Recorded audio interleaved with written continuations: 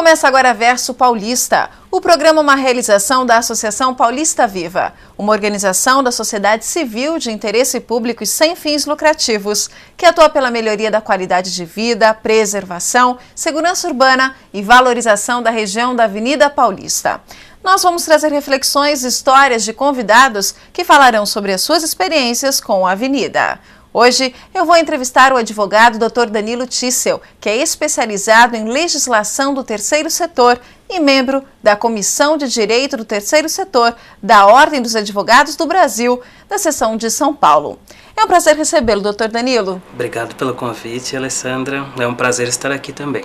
Bom, Dr. Danilo, eu primeiro gostaria de começar o programa explicando para as pessoas qual que é a definição do terceiro setor. Quando a gente fala nessa parte de legislação, existe uma definição para o terceiro setor? Sim, bom, em linhas gerais, nós temos na sociedade três setores, né? O primeiro setor é o setor público, onde estão as pessoas jurídicas de direito público. O segundo setor é o setor com fins lucrativos, onde estão as sociedades, que a gente chama de empresas. E o terceiro setor é o setor privado, onde estão as organizações sem fins lucrativos, são as associações e as fundações. Certo. Só para a gente esclarecer um pouquinho, como é que funciona nessa parte de organizacional, quando a gente fala em termos do terceiro setor, o que é necessário para uma empresa fazer parte do terceiro setor e quais são as denominações que nós podemos dar para essas empresas? Bom, primeiro é necessário a gente pensar antes da existência jurídica, né? E eu sempre gosto de ressaltar, é importante que as pessoas tenham consciência, tenham clareza, tenham conhecimento sobre a causa que elas escolhem. Pode ser uma causa de assistência social, uma causa ambiental, de saúde. Então, a primeira parte é a questão de se definir a causa que vai ser a essência dessa organização. Certo. Depois, para se constituir uma organização de terceiro setor, é necessário que nós conheçamos as figuras jurídicas possíveis, que são associações e fundações. E ambas são organizações sem fins lucrativos. O que é sem fins lucrativos? Todo recurso mobilizado para esse tipo de organização do terceiro setor deve ser reinvestido na própria finalidade da organização. Não pode ser distribuído entre os seus diretores e associados como lucro, né? No caso das associações e fundações, o que é captado, o que é mobilizado é reinvestido. E nós temos, como eu citei aqui no início do nosso programa, nós temos uma comissão, dentro da Ordem dos Advogados do Brasil, focada no terceiro setor. Eu queria que o senhor falasse um pouquinho a respeito dessa comissão. Qual que é o trabalho, quais são as diretrizes dessa comissão? Então, a nossa comissão de terceiro setor da OAB aqui de São Paulo, inclusive esse ano ela está fazendo 10 anos, né? Nós estamos aí há 10 anos trabalhando pelo desenvolvimento do terceiro setor, pelo desenvolvimento das organizações sem fins lucrativos, claro que com um enfoque jurídico principalmente, né, mas também da parte de desenvolvimento institucional dessas organizações, de legitimidade, de transparência.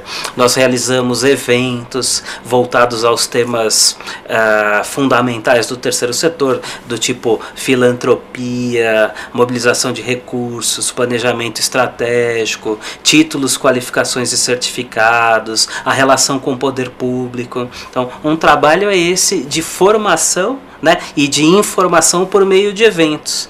E o outro trabalho que nós temos desenvolvido é realmente a formação dos profissionais do direito, né, por meio das nossas reuniões, para que eles conheçam melhor o que é o terceiro setor, né, como esse setor tem se desenvolvido no Brasil, e para que possam realmente operar como operadores do direito, né, que são com associações e fundações, que esse mercado precisa de profissionais muito especializados, porque a legislação ela é bastante complexa, nós temos que trabalhar com legislações combinadas e a comissão está aí para ajudar os advogados a conhecerem melhor essa legislação brasileira. Esse é um ponto que eu gostaria realmente de tratar com o senhor. Como é que é a nossa legislação quando a gente fala em termos de terceiro setor? Então, nós não temos um marco regulatório do terceiro setor, né? Nós temos algumas legislações que já foram até chamadas de marco regulatório do terceiro setor, como a lei das OCIPs, por exemplo. OCIP é uma sigla, né? Organização da Sociedade Civil de Interesse Público. E na legislação das OCIPs nós temos um artigo 3º, onde estão listadas várias finalidades: desenvolvimento sustentável, voluntariado, nutrição, enfim, uma série de áreas que comporiam esse terceiro setor. Áreas diversas. Áreas diversas, e para a organização se qualificar como OCIP, ela teria que ser sem fins lucrativos, né? E com figura jurídica de associação ou fundação. Mas essa lei não foi considerada por todos do terceiro setor como o marco regulatório do setor. Por quê, doutor? Porque nós temos uma diversidade muito grande de tipos de organização, né? Nós temos organizações enormes, nós temos organizações pequenas, nós temos organizações de interesse público, do tipo de uma organização de saúde, educação, de assistência social, ambiental. Engloba muitas pessoas. E temos organizações que englobam um número restrito de pessoas. Um grupo, uma coletividade. Então ela não é de interesse público, interesse social público, e sim interesse social coletivo, do tipo de um clube. Que existe uma diferença aí, né? Sim. Então, por tudo isso, por não haver vamos dizer assim, uma sinergia nos conceitos, né? Não haver uma harmonia de conceitos sobre o terceiro setor, então nenhuma legislação é considerada hoje o marco regulatório do setor.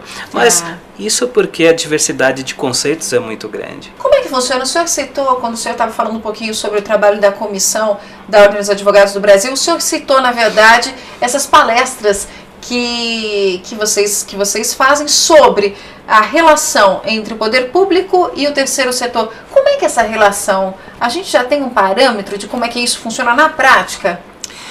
Então, é que na verdade nós temos algumas figuras jurídicas, inclusive saiu uma nova agora, uma legislação nova sobre a relação entre poder público e organizações da sociedade civil. Então, figuras jurídicas diferentes para regular a relação dos mesmos atores, vamos dizer assim, né? Então, nós temos termos de parceria, que são específicos para as OCIPs, que são essas organizações da sociedade civil de interesse público. Nós temos convênios, né? Nós temos contratos, inclusive, e aí nós entramos em mais uma área complexa do terceiro setor.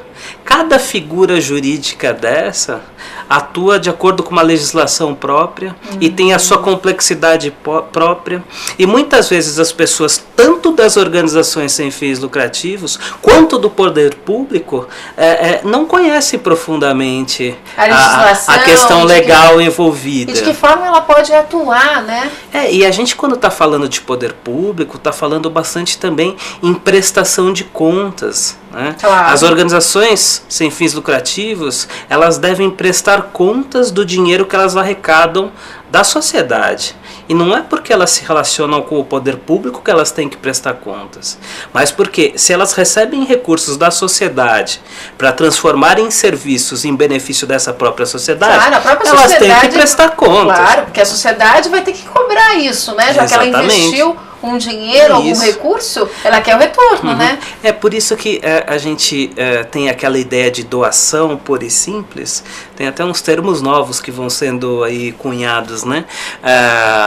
Uma coisa é uma doação pura e simples para uma organização do terceiro setor. Outro termo que se usa muito hoje é o investimento social, né? O investimento social privado.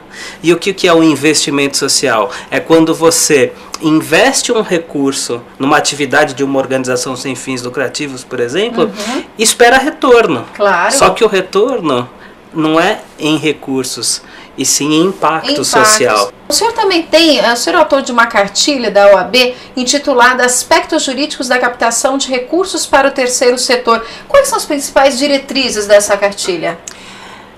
Na verdade, a essência dessa cartilha é segurança jurídica na relação entre organizações do terceiro setor e fontes de recursos.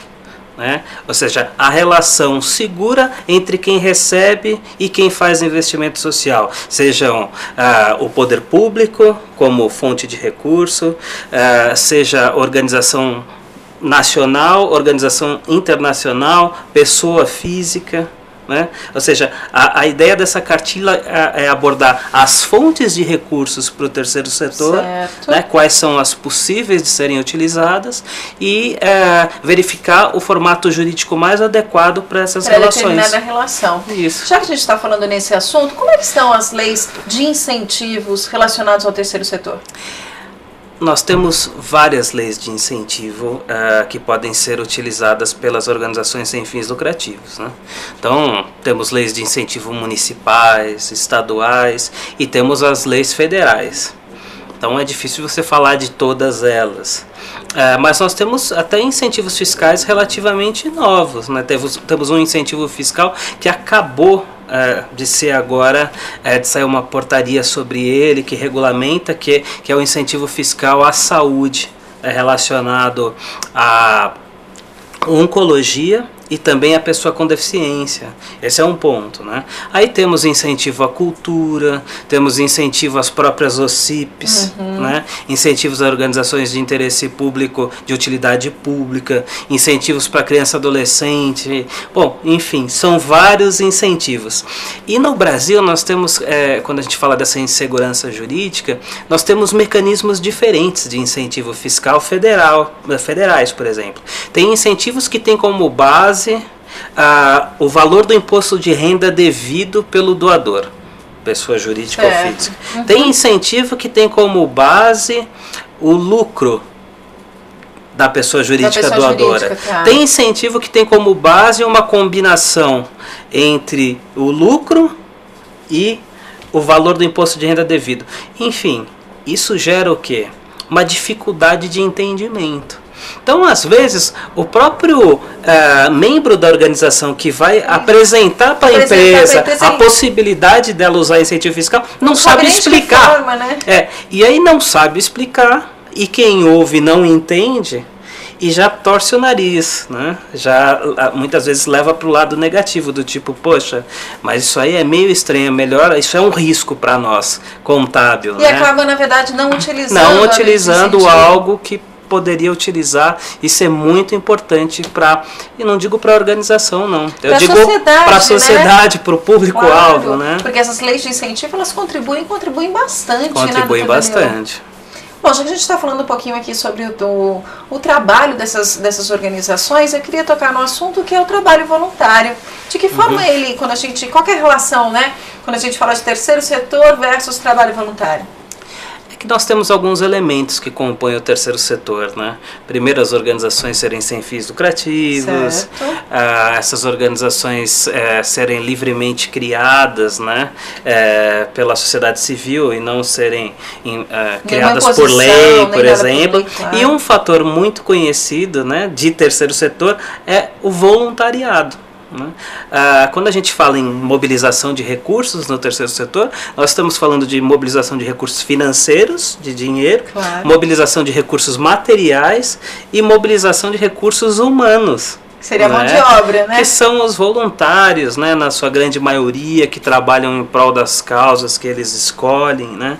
E esses voluntários, eles têm que ter uma relação jurídica muito clara e muito adequada com as organizações, né, para que isso não fique assim, quase como que um trabalhador que trabalha de forma voluntária, mas tem uma relação, às vezes, de quase que um vínculo empregatício com a organização. O que diz a nossa legislação, doutor Danilo, para fazer um trabalho voluntário, para que não haja realmente essa obrigatoriedade, esse vínculo?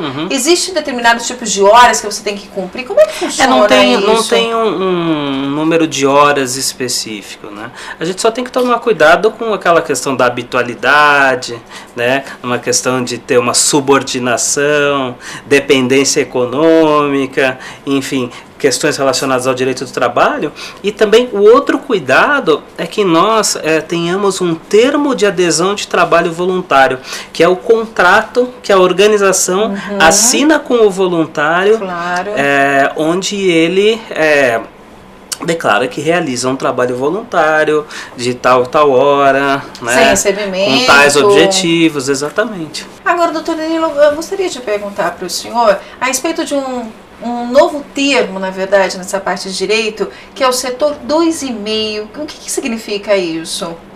Então, na verdade, como nós temos o terceiro setor das organizações sem fins lucrativos e o segundo setor das empresas, das sociedades com fins lucrativos, setor 2,5 ele estaria no meio, não é? Então, são organizações, normalmente empresas, que têm objetivo de lucro, né?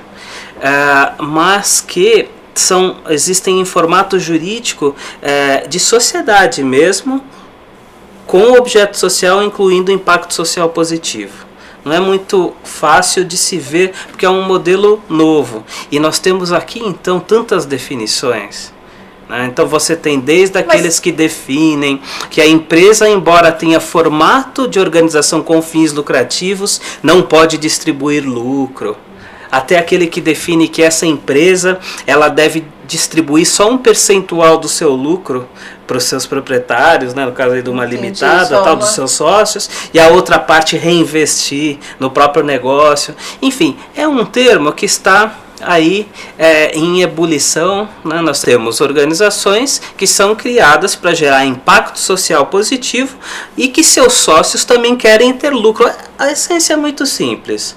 Uma organização sem fins lucrativos, uma associação, ela não tem proprietário. Certo. Pessoas que têm um interesse em comum. Muitas vezes têm um interesse em comum, querem abrir uma empresa, querem ser proprietários dessa empresa, querem realizar impacto social como algo principal no negócio e também querem ter lucro. E aí vai se criando. Então, na verdade, essa finalidade. Primeiro é a propriedade. Entendi. E segundo é o formato societário, como sociedade com fins lucrativos. E aí já aparecem outras que começam a dizer que tem organizações sem fins lucrativos que podem desenvolver atividades econômicas e não captar recursos, vender produtos, por exemplo, e também funcionar como um negócio social, só que com um modelo jurídico de organização sem fins lucrativos. Isso é viável juridicamente? Isso também é viável juridicamente. Bom, e agora nós vamos falar sobre a campanha Eu Posso e Vou Fazer Mais por um Trânsito Seguro na região da Avenida Paulista. O objetivo é discutir uma convivência pacífica entre pedestres, motoristas, motociclistas e ciclistas. Até abril de 2015 serão promovidas ações sintonizadas com o movimento Maio Amarelo. O movimento ele chama a atenção da sociedade para um trânsito mais humano e responsável. A iniciativa é da Associação Paulista Viva, do Rotary Club São Paulo Avenida Paulista, do Observatório Nacional de Segurança Viária e da OAB Seção de São Paulo. Conheça agora as principais colisões e saiba como evitá-las. Acidentes de trânsito com veículos, principais colisões e como evitá-las. Ter confiança enquanto dirige é bom. Confiar excessivamente é um perigo.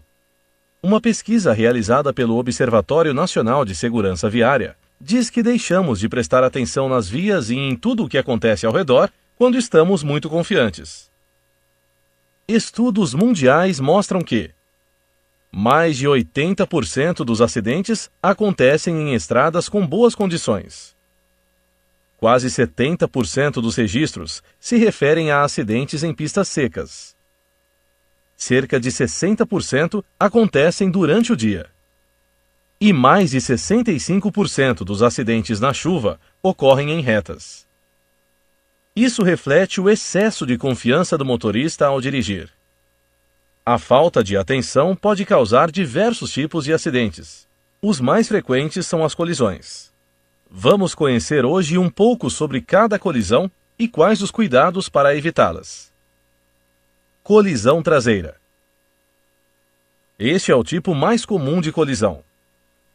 1 em cada 4 acidentes de trânsito registrados são colisões traseiras. A colisão traseira pode ser evitada seguindo as dicas. Dirigir com cautela e atenção. Manter a distância segura, a ponto de conseguir frear antes de um fato inesperado. Não comer, se maquiar, usar o celular ou fumar enquanto conduz o veículo. Concentrar-se na ação de dirigir. A atenção é fundamental para quem está ao volante. Colisão frontal ou transversal. Essa colisão produz o maior número de fatalidades, uma vez que são dois veículos batendo de frente, pois no momento do impacto somam-se as velocidades. Muito comum em estradas de pista única. Para evitar esse tipo de colisão, é preciso ter responsabilidade ao volante e jamais realizar uma ultrapassagem sem certificar-se se outro veículo iniciou a mesma manobra. É fundamental utilizar a seta ou jamais desrespeitar as faixas contínuas. Colisão com objetos fixos. Esse tipo de colisão acontece quando o veículo atinge outro objeto que não está em movimento, que podem ser postes, caçambas, carros estacionados, placas de sinalização e árvores. Esse tipo de colisão representa aproximadamente 10% do total de acidentes registrados, ocorrendo em sua maioria por sonolência, embriaguez, uso do celular, entre outros. Para evitar esse tipo de colisão, devemos tomar algumas precauções, como não dirigir cansado, não falar ao celular ao dirigir, não ingerir bebida alcoólica, respeitar a sinalização de trânsito e estar atento à ação de quem compartilha a via com você. Colisão em cruzamentos. A colisão em cruzamentos acontece quando alguém infringe as leis de trânsito, deixando de respeitar a sinalização. A colisão ocorre quando ambos avançam e colidem, podendo atingir a lateral ou até mesmo a frente do veículo. Para evitar esse acidente, é necessário conhecer e respeitar a sinalização de trânsito. Nunca ultrapassar o sinal vermelho. Respeitar a placa pare. Ao se aproximar de um cruzamento, sempre reduza a velocidade. Se tiver dúvidas sobre de quem é a preferência, pare. Saída de pista. Esse tipo de acidente ocorre em 18% dos registros de trânsito e tem uma relação direta com a distração ou sonolência ao volante. São situações em que o condutor sai da faixa de rolamento, invade o acostamento sem ser essa a intenção. O uso do celular é um dos grandes vilões para a distração ao volante. Para evitar esse tipo de situação indesejada, o motorista deve sempre se atentar para as faixas laterais e nunca se distrair ao volante. Estudos sobre a atenção demonstram que só focamos a atenção em uma ação por vez. Portanto, se você estiver conduzindo um veículo, sua atenção deve ser exclusivamente para essa atividade. Colisão lateral no mesmo sentido. Esta colisão é quando o motorista avança sobre a outra pista. 12% dos acidentes registrados ocorrem dessa forma. Para evitar esse tipo de colisão, antes de efetuar a manobra da mudança de faixa, o motorista deve utilizar-se dos retrovisores para certificar-se que sua ação poderá ser realizada com segurança. Sempre que for efetuar uma mudança de faixa ou de direção, utilize a seta, pois ela é a sua comunicação com todos no trânsito: pedestres, motociclistas e ciclistas. Os 5 principais tipos de colisão representam mais de 70% dos acidentes registrados. Estes foram apenas alguns alertas para que você reduza os riscos de acidentes. Esteja sempre atento e conheça bem a legislação, pois só assim você estará contribuindo para um trânsito mais seguro todos os dias. E lembre-se, eu posso e vou fazer mais por um trânsito seguro.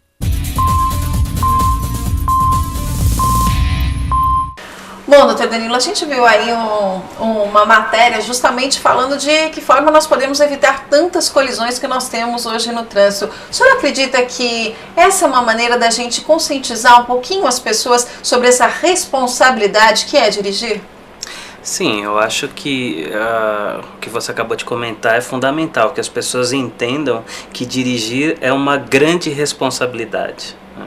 Que as pessoas, quando dirigem, não podem estar ao celular, as pessoas não podem beber antes de dirigir, e às vezes eu fico percebendo também que muitas pessoas se transformam realmente quando entram num veículo, né? Se sentem poderosas, sim, né? Parece que a personalidade muda, né?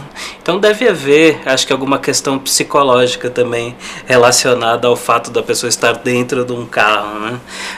Agora, o mais importante para mim, eu acho que é realmente que as pessoas entendam a legislação, mas não simplesmente decorem as placas de trânsito, ou simplesmente para fazer uma prova, né? Aí passou a prova e já esqueceu, porque decorar isso, você decora, mas depois de um tempo você esquece, né? O ideal é que aprenda, a forma de passar essa informação e essa educação, ela seja mais adequada à velocidade, inclusive, com que os jovens estão absorvendo, né, as informações. Eu acho que há formas novas, essa forma de passar pelo observar, né, que a gente acabou de ver, é muito interessante. O trabalho que o Observatório Nacional de Segurança Viária está desenvolvendo, eu acho que é de grande impacto, né, com relação a essa parte também de não só de pesquisa, de dados, mas de informação, de educação, e essa parceria realmente com a Paulista Viva, com o Rotary, né, o Observatório e a OAB, eu acho que vai ser de grande valia para melhora com relação aos acidentes de trânsito. Maravilha. Bom, doutor Danilo, nosso tempo infelizmente já está acabando. O senhor gostaria de fazer umas considerações finais para a gente encerrar o programa? O direito do terceiro setor, ele é um instrumento. É um instrumento para que as organizações cumpram as suas finalidades. Então eu acho importante o direito, acho fundamental o trabalho do operador do direito, mas acho também fundamental que as pessoas atuem de maneira transparente, né? Atuem de forma ética, independentemente, ou seja, não é só uma questão jurídica, é uma questão ética também, que as pessoas realmente tenham a prática alinhada ao discurso. É importante que antes de qualquer coisa a pessoa seja verdadeira com aquela causa e com aquilo que ela quer fazer. Porque o terceiro setor, claro, é um mercado, é um segmento da sociedade que muita gente, né, comenta, poxa, é para fazer o bem, né? Mas a gente tem que fazer o bem feito e de maneira profissional. E para todos de preferência, né? Para todos de preferência. Muito obrigada pela sua presença aqui, viu, doutor Danilo? Muito obrigado pelo convite e pela receptividade. E você pode mandar sugestões de pautas, indicar outros convidados. Escreva pra gente, versopaulista@associaçãopaulista.viva.org.br. O Verso Paulista fica por aqui. Obrigada pela sua companhia. Até o próximo programa.